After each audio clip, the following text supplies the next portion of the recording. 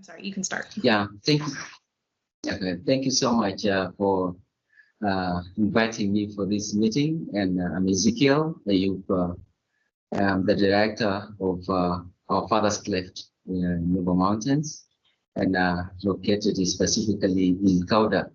So I am glad actually to be part of this interview, and my roles actually at our Father's Cleft. I'm a leader here, and I lead orphan children, and I have more than 60 staff with me, helping in the farm and also taking care of children.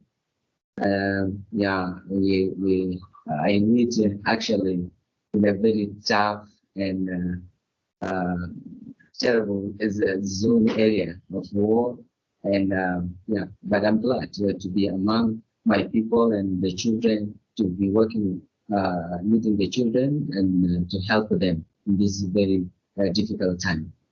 Yeah. Thank you, Ezekiel, for introducing yourself and telling us a little bit about you and your role here in Sudan. To kind of start this interview,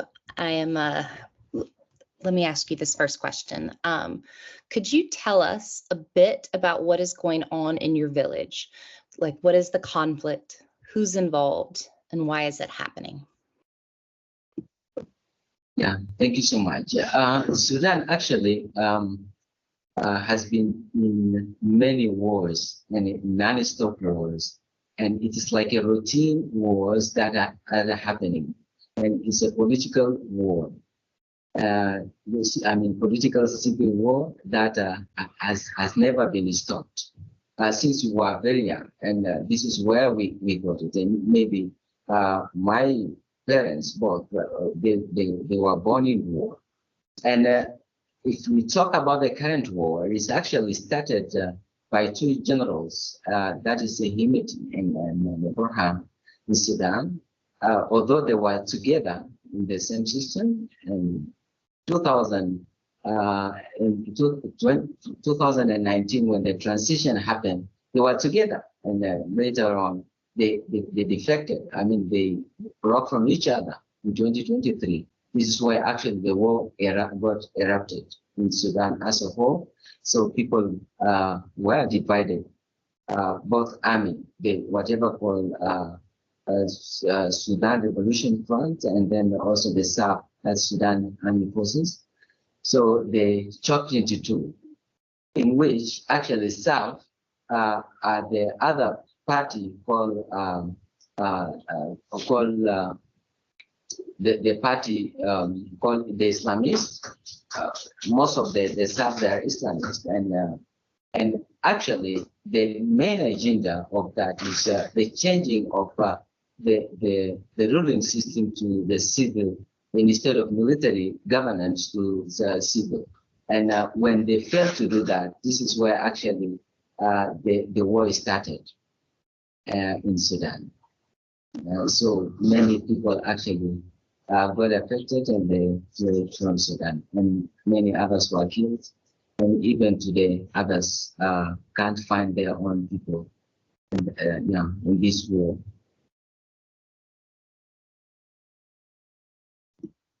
So thank you for sharing with that. I can only imagine what it's like growing up, and you and your parents and all that you've seen happening in Sudan and South Sudan. Now, particularly, what are you seeing in your village, the one you're working in right now? What's going on there? Yeah, thank you so much.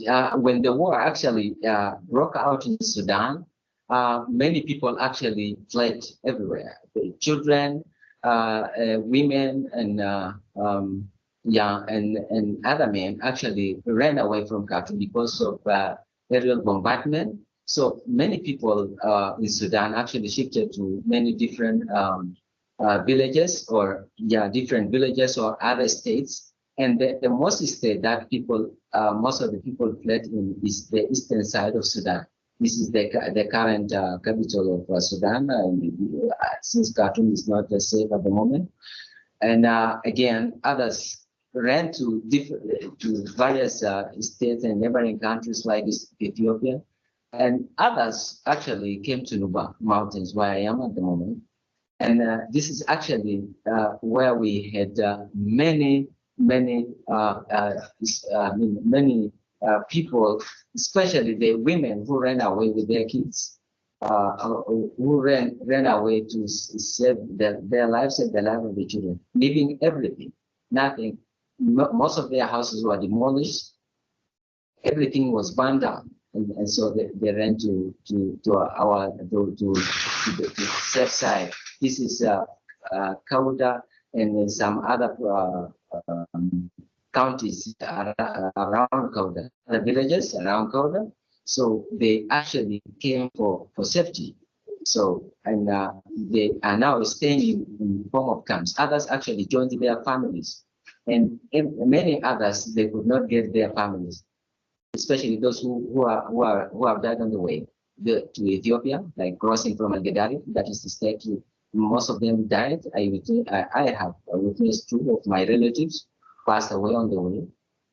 One of them, our guard also, Unita, the father also passed on the way as moving to Ethiopia, running away there with some of his family, and many others.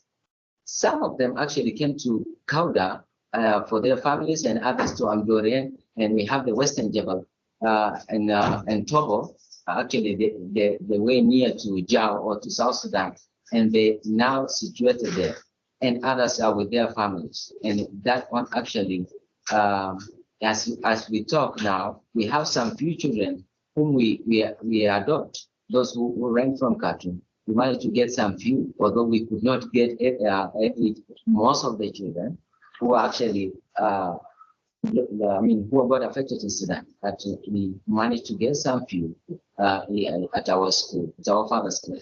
So, but many others are still hanging. And so it wasn't easy.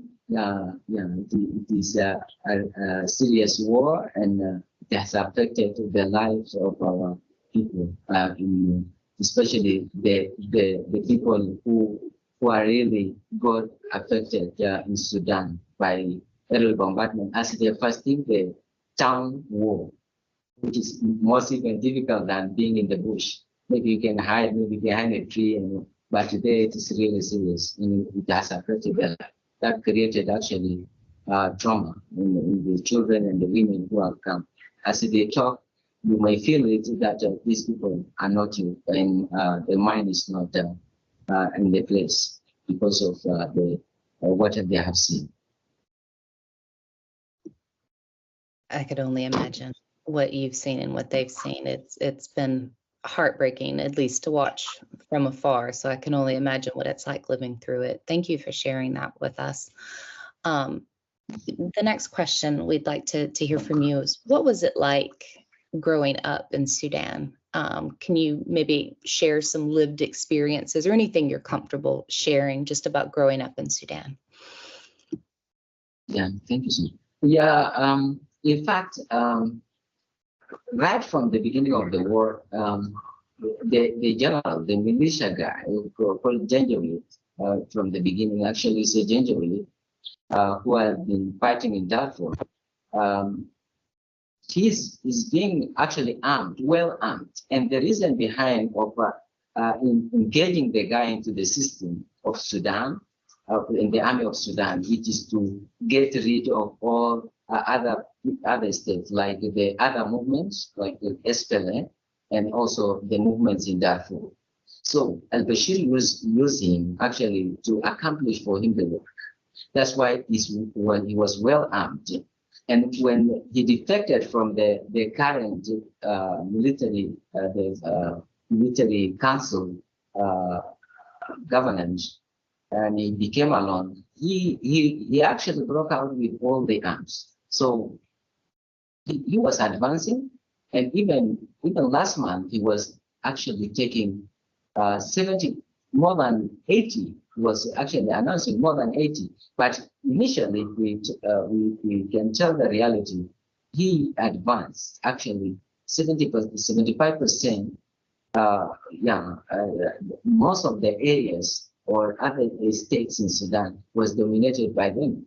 So, and the army was actually going down and down, and that's the thing actually can tell, because there was no protection, nothing like peace. That people who have been running away, they're running away because they knew these are legendary, and since they are taking over the roads, the police, and they are everything in the country. So everybody is running actually away because it's not getting killed. Everybody who ran from the area actually feels that they have no army anymore from where they see and from where they inherit. Even my own family came here, they said it is the RSF everywhere. Whoever interrogates us on the way is SRF. So they actually took 75% of the power in Sudan. But again, presently, that when I was when I was following 2 days ago, this is where the Elborhan got his support, and they fought. He used the joint forces in Darfur from the other generals with him there. That is Manawi and Jibril, the forces in Darfur. So they took the SRF unaware, and they were beaten actually. Although they did not capture every place, but some of them, they lost most of their ammunition. But this is for the first time since the war erupted. But that is still in Khartoum, that is still in Al Jazeera, and in most of the states of Sudan. And they were also in Al still around. They moved from Al to Darfur still, so they are still there. So they're advancing, if I can say. They're still advancing. They haven't gone out yet. And specifically also in Bahri, that is the state in Khartoum, called Shergeni. This is where they're based now. And Al-Burhan has started actually using the aerial bombardment to spread them or to chase them away, but it's still affecting the people who could not run away. Because for you to move to a different state or to move for refuge, you need to have some money that can help you to get somewhere. But again, there is no communication. The internet cut off. People are using the Starlink. But again, if you don't have any source of income, you cannot get an access. If you have smartphone, it's taken. You have everything is taken. So people are left that way. Unless if by chance you get somebody to connect you with your relative or someone you know, this is why you get help. The aerial bombardment that had happened recently has also affected the children and women and people around the village who are not even at SRF or who are not even involved in this war. So, well, they are really facing it hard. But God is there. With the conflict in Sudan going on most of your life and your family's life, is there any stories that you can share of your memories of growing up and maybe having to flee because of whichever warring faction is going after, to your village? Do you have any stories that you feel comfortable sharing about that?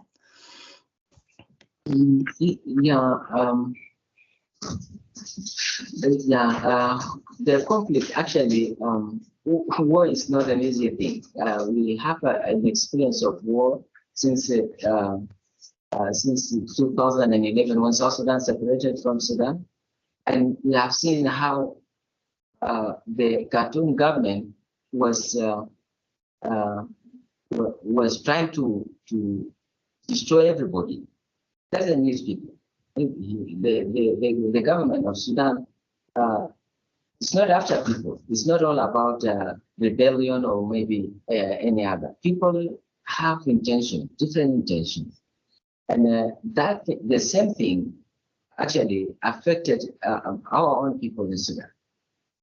And the war actually affected us in many ways. In many ways.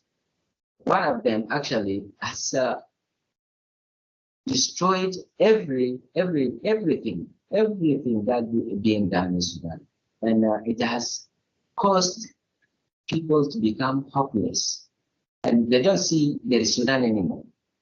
They see that there is no Sudan, no hope at all. And as we talk, God opened a way in June, and that was in June, May, June.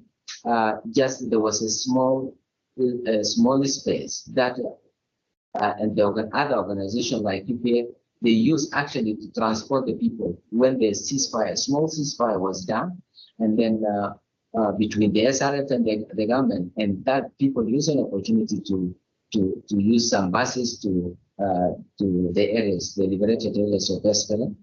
And this is where we managed to get some of our families. And in a short while, again, the war erupted.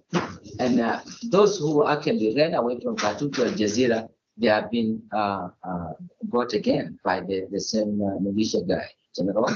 And they also had a conflict there. There were bombardment, still they felt it, and also many of them died. Those who escaped the death in Khartoum still died. And some of them are my families. And when I was in Nairobi, when I was in Nairobi, I actually, I was listening to a call from my own relative of giving me the report of who's lost more than 5, I think, at the right of the spot, even including the guy helping us in Juba to get our actually the father was hit by the sharpness of antelope on the top, but he survived. He's there, still alive, but some of his fellows died actually. So they had to shift from place to another, and there is still they were. And many others, those who actually crossed the Nile because of the terror, they actually passed. And you know, some others we can't get them at the moment. Others may think some of the families have left to Egypt, and others may think they're in South Sudan or Ethiopia and some other places. But whoever has not come to Nuba doesn't know where the person is. And likewise, the other fellow Nubians in the place, they have the same cases. So when the families actually came in, there was no humanitarian, and they're not even in the ratio. So they came into their families, their relatives, or the closest relative. So they were sharing everything together, and that one actually caused another war, the new one. That is the poverty. Actually, people become hungry. Families, whatever they have shared, and it got finished. And whatever ratio that we get from the humanitarian organization, it wasn't enough. It wasn't enough for them, but it is sustaining maybe some days. But they are trying. In Kadugli, when I was in Ida, I got people actually traveling again from Kadugli. They were hosted, but there was nothing to be eaten. I met some of them on the way, running away to get. But they couldn't get anything. They couldn't get anything because whoever is there has nothing to give. And last month, the season was bad, and the people said nothing. So our people depend on agriculture to gather their grain, put them in the store, and eat them, and consume them and as they get to the next season. But there was nothing at all. The season was actually low, and there was nothing. People ate the leaves of the trees. Children became malnourished, and it was actually beautiful moment for me to see children actually dying. And many children have died. Even when you come to our hospitals, poor medication in some other areas where we don't have the facilities to reach that side. And it is not only medication and hunger that cause all this problem, and the sickness of the wet season, the rainy season, where the mosquitoes become so many, they don't have mosquito nets, and no food, no mosquito nets, no proper medication, and even if they get medicine, yet when you're hungry and medicine, this chemical also still affect the health of the children when they don't get proper food. So our children are most, and women they actually got affected most, especially in this area. And even those who are camped, the feeding is not enough. They can't get whatever their body needs, the food. So they are actually to get sustained as the season finished.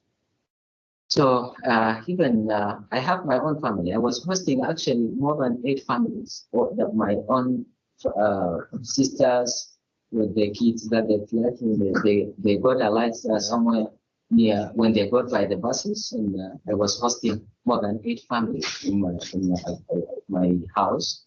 So yeah, and I was the only sustainer to help them every time with whatever I get and whatever I can, and we have been sharing it actually to keep them.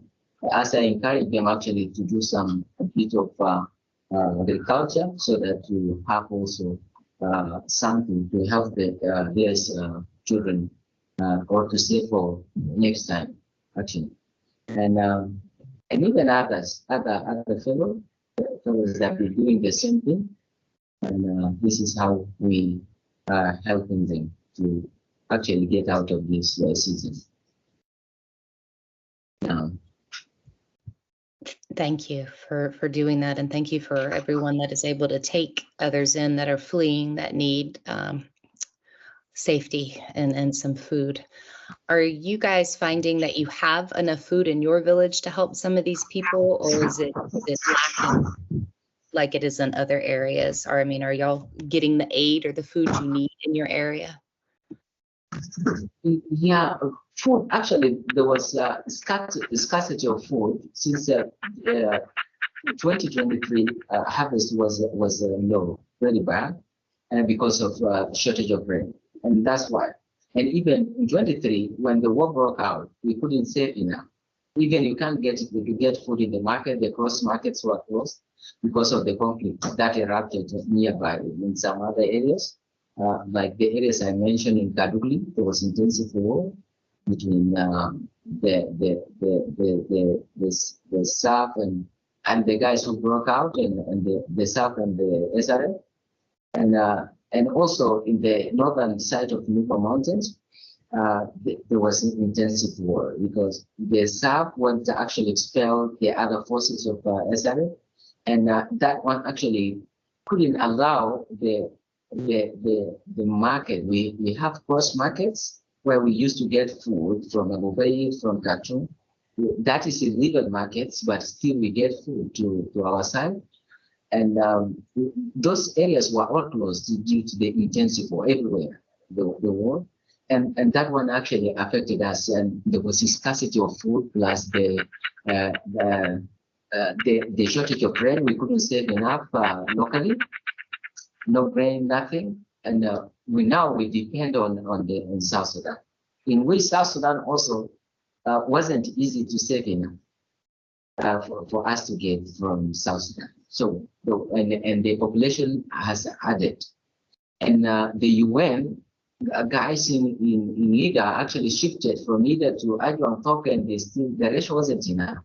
So people living in South Sudan feel like coming back to Nuba Mountains, to Sudan, because they could not get in proper service. The schools, no feeding, proper feeding, nothing. So, and again, when they want to get out to work out some small clothes to get, they are being killed by the local people. Others were short.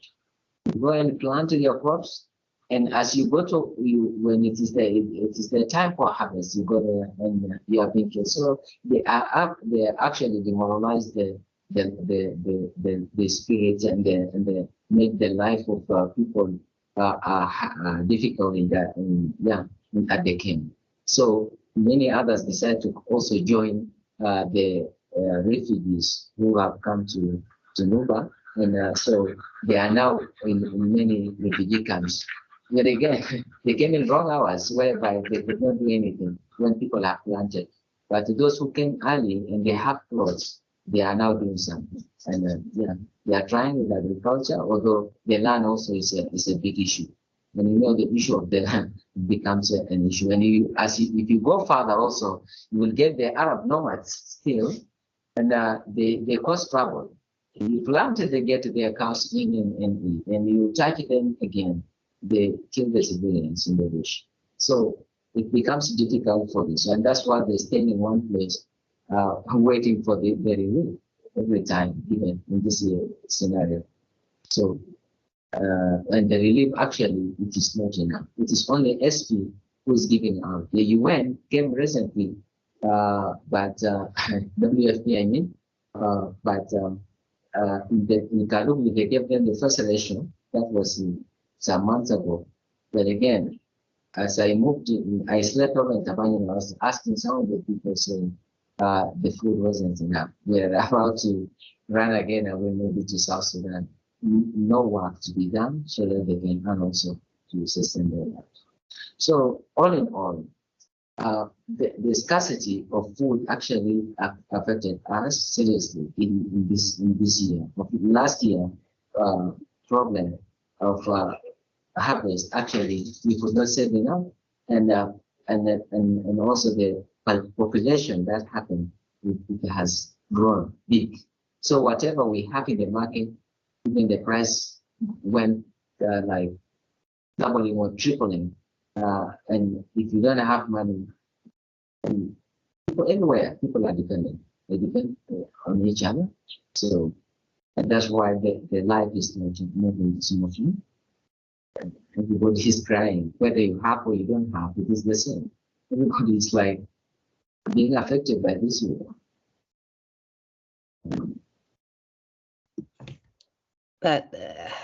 Thank you once again for sharing. That just sounds so complicated and something I'm glad that you're sharing with us, because those of us in the Western world need to hear how hard it is in Sudan and what is going on and what you guys are all enduring. Before I get to the last question, and if you're not comfortable sharing this part, please don't feel like you have to. But with the war all around you, are there measures you are taking to protect you and the people you work for and your family? Like, are there things that you can do to potentially protect yourself if the fighting comes to your village? Yeah, thank you. Well, in the area where OFC is located, actually is in the middle of in the middle of war zone areas. Again, the war is at the sides, but it's not far away. It's some kilometers. And the army, actually, the SPLA army, actually the Sudan People's Liberation Army, the one for the SPLA are in the front. So they are like shields to us. And they're everywhere, actually, where the wars. Both SRF and the SAF, at times they might want to get into their territory, actually to invade, as they come by force. When the SRF gets, they rape women, they kill the children, they kill everybody. Like what happened in the Western Jebel, they did all this. They rape women, they kill children, they break their places, their homes, they loot their properties. And likewise, when the SAF also expel the others, also do the same. So and that's why every time when they feel like they are not safe from both sides, they run to us. They run to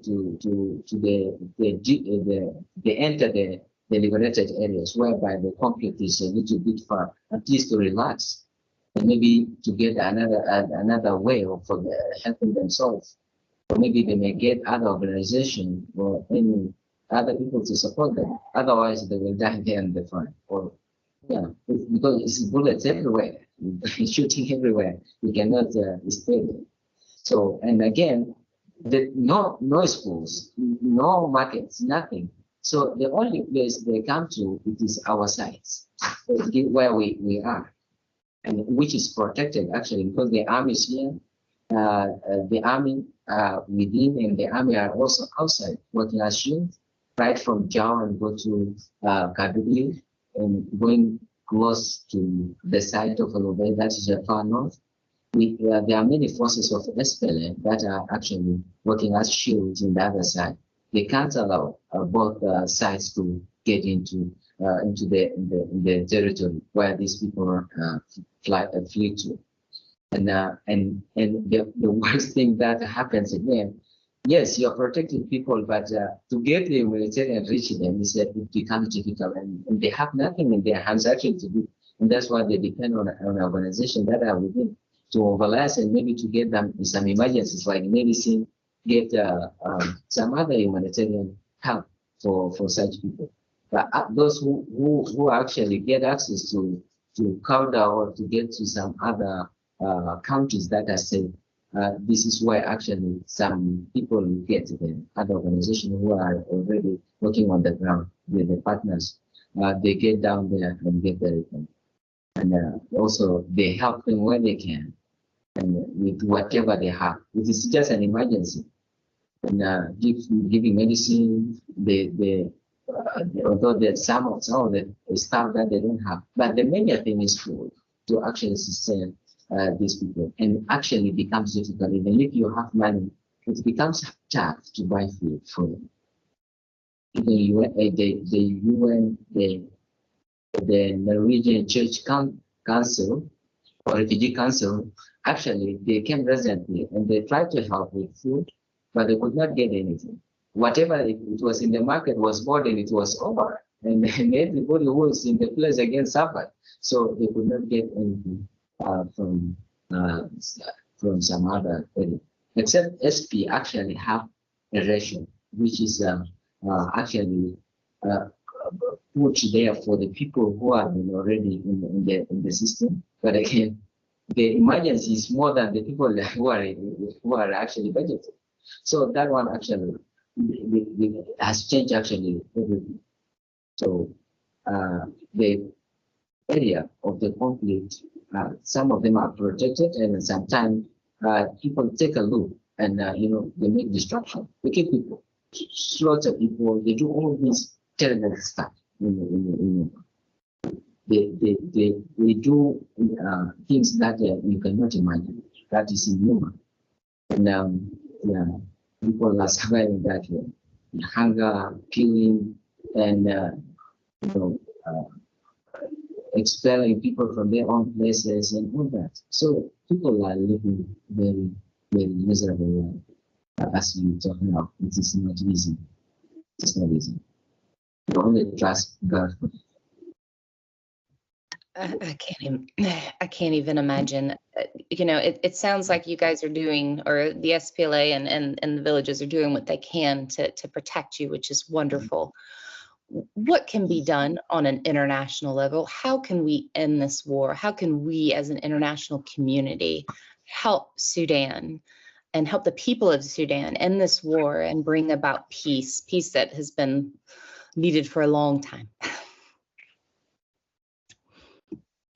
Yeah, the issue of peace in Sudan, as I said earlier, if you ask anybody, anybody maybe has experience, the spirit always becomes down, and you can't feel that the Sudan can be repaired. But we have hope. We have hope. Sudan can change. Sudan can change if all these people who are causing this havoc are out. But how can we get them out? People try. to change the system into civil system instead of military. Since we in Sudan is led by military leaders only, and who is happening and all that. There is nothing went in the right direction. So that's why Sudan is not actually, it has never rested or it has never felt any peace. But in me specifically, I have hope. I have hope if the two generals can step down and the Sudan actually has been the new leader has come, the new visionary leader who has a heart to redeem this nation again. There will be a hope. But again, the Islamists have put in more footsteps in trying to start up, like the recent war happening. We don't know where the current leader, that is Abdul Fattah, where he got the ammunition and from which side actually support to actually end. And for us both, militia guy and also Rohan from Islamic side, and the militia also, the same people who have destroyed Darfur, destroyed the life of others. Both of them, they have hunger for powers. They want to be, each and every person wants to be a leader. This one wants to end the other. But there's no way.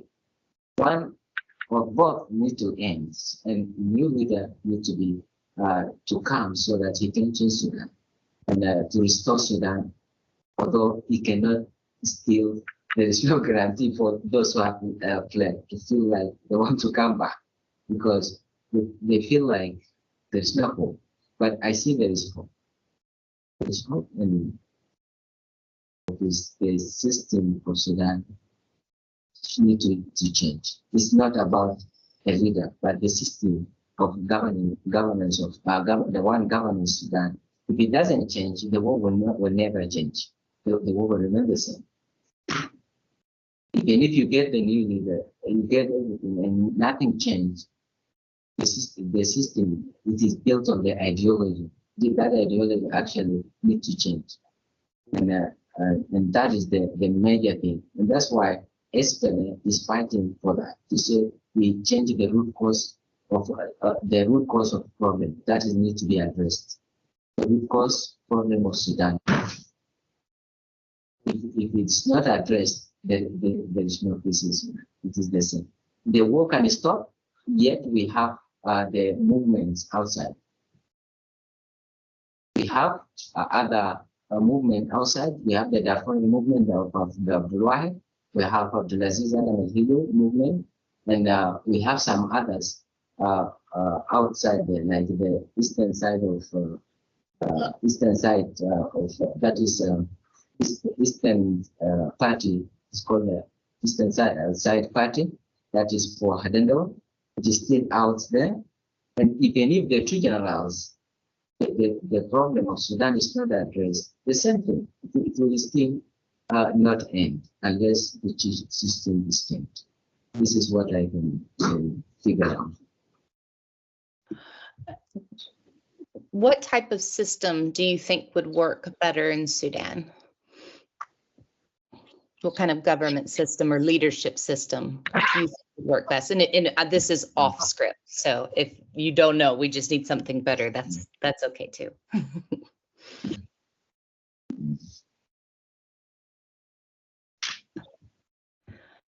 Is there another form of government you think would work? Or another form of leadership that would work? Yeah, previously we have Hamdok actually was trying to bring Sudan together, and he's one of the first ministers to step in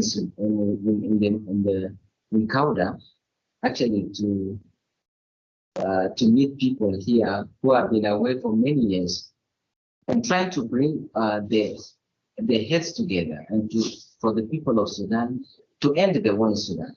But as I was saying, due to the ideology of the ruling party, which is the NIF, the National Congress Party, actually they didn't want that because they have fixed system according to actually to match with their ideology, but they don't need any other. And basically, they don't care about people. They want to be everything. They have dominated everything, and that's why things became difficult actually for that change to happen. But we are about actually to end the war in Sudan. We are about if Hamdok would have taken over because the ideology is almost the same with whoever actually refused the system of Sudan. Whoever rebelled against the system of Sudan because of what is going on since 1956 after the independence. So many others refuse their ideology. So and they don't want to change them. They want things to be there, and they oppress people from that moment until today. And they haven't changed because they are the ones still in the media. They are the ones still in the army. In the army also, the top seniors are the ones.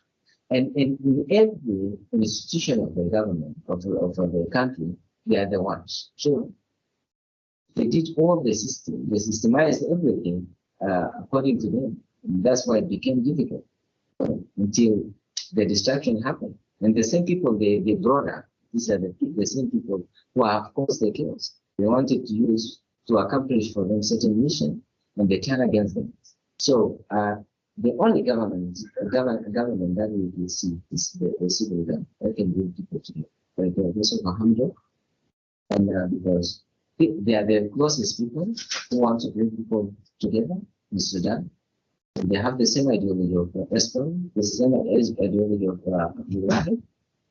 They have the same vision of people to be set free. People need to express their right. I mean, to have the right to have to bring people together. Those who are scattered all over, they want to bring the same ideology of the country and to have total peace. Yeah, but others want to exist in this country actually because of others actually. They want others to be oppressed so that for them to exist. Yeah. Thank you. Oh, thank you, Ezekiel. I really appreciate you. I've kept you longer than I said we would, but hearing from you and hearing what's going on with Sudan was heartbreaking as much as it was informative, even for someone like me who's been following it. And my heart is in Sudan, even though my body is not. I appreciate all that you've shared and kind of the insight. You know, the international world doesn't hear the depth of what's going on in Sudan. And that's what we're trying to change here is let's let the world hear what is really going on from somebody that's living it. And so that's our goal with this interview that we're doing in this this panel discussion that we're going to do at the end of the month. So I cannot thank you enough for your time, your expertise, and just sharing what is going on with you, what you've seen. And I know this wasn't easy to talk about, but I appreciate you taking the time to share that with us so the rest of the world can see what is really happening so that we can come alongside you and help you guys find peace too in any way that we can. Okay. Ezekiel, can I ask you one question? Yes, please. I think one of the things that maybe not for this panel, but maybe for another time, it's, in my opinion, it's important to share how much change you're helping to bring, even in the worst of scenarios. And I wonder if you could give some insight for what it's like at Our Father's Cleft that Lift Up the Vulnerable supports. Like, what is it like there compared to the community around? Because I imagine that there's some differences, and I wonder if you could speak to them more specifically. What are you helped rescue 52 children from the war this year. Some of them were former child soldiers. Some of them lost their families and had to walk all the way from Khartoum. Can you tell what it's like now for those kids, now that they have a safe place and people to stand with them? Yeah, thank you so much. Thank you so much, Geoffrey. Yeah, in fact, my experience actually being a leader at our father's place, actually, I learned a lot. I learned a lot from daily experience, the one whatever I meet here, and I'm like a receptionist here. I meet every time I meet problems, I meet good things. But one of the thing for our fathers left to exist here actually is doing a very beautiful job. Even though we do it as it's small, but it's not small. It is actually playing a big role in the lives of the community of Sudan, and specifically in Nuba Mountains. It has rescued children, and especially last year, within this war of 2023, it has actually, I learned a lot from the children because I was like confused. I didn't know what to do. Every child, everybody is coming, looking for food, others education. But again, there were children, actually, I managed to get them. Even Darfur, I didn't mention Darfur. Even war in Darfur, actually. The children who got affected for the war, the same two generals, and they had to walk from Darfur using the western side of the southwest of Nuba, that is Darfur, to cover. And then I had to get some few children, and others they could not get anywhere to get. And one of them is Mohammed, and it's a Darfurian boy of 12 or 13 years, 13 years old boy. He decided to join the military in order to survive, to get food. But actually, the barracks guy, they kept him. And, as a soldier, yes, there, but they removed him from the barracks actually, and they shot him where we got him into our father's private school because he was young, and he ran away. He left. He didn't know where the parents. Some of them died. They walked. Even there are some girls, bigger girls. They walk from Darfur to Nuba Mountain actually to seek for refuge. So we got some few of them, and one of them is Muhammad, who was a child soldier, and he's now, you cannot imagine how his life changed. So you can smile. He has never thought he will get home, and also some of the children who came from Sudan with their mothers. They left their parents. Some of them, their parents actually passed away, and they don't know where they are. Others, but we managed. There was a woman who cried literally just to get a child because she doesn't have anything in her. Nothing. She said, "Let me die, but keep the child alive."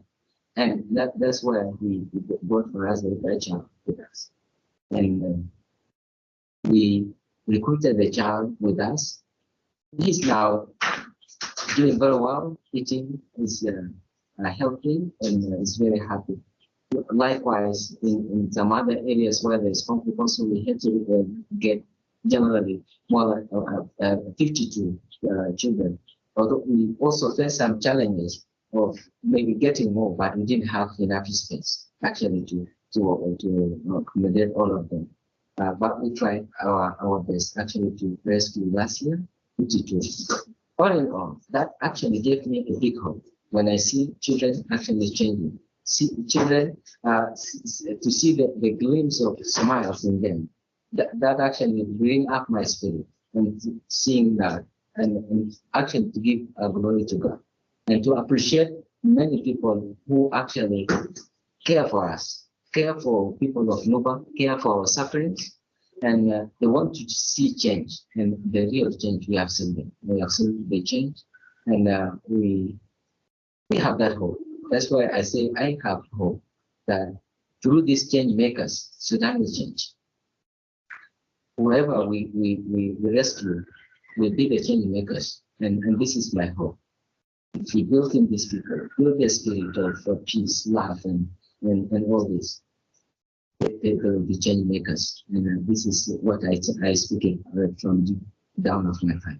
And Sudan will change one day through these young children that today we are seeing, we are bringing them from far. And I'm excited to have them smile and even others, even to get all their support, to get the support from love. And they're actually giving big love for us and for our children and even for our own people. And not only that, even we have some small project of agriculture. The small project of agriculture, it is far away from where we are. And when most of the women and the children came in, they didn't know where to go. But they go sometimes to our field to work and get some small wages that will help them actually to change their diets, to have something for the rest of the children. And at times you may think it is not doing anything, but it is actually changing the life of men or women. They testify that if it wasn't this one, I would have died because I had nothing in my pocket, nothing for my families. But even with the little thing that we have given them as wages for what they have done for the year, it has actually changed the life of even the people who have fled from the war zone. I'm very happy and for everything that's been given to support me, to give me powers actually to support me. It is not easy. It has done a great impact. And through what they have done, actually, God has blessed us so much with the rain this year.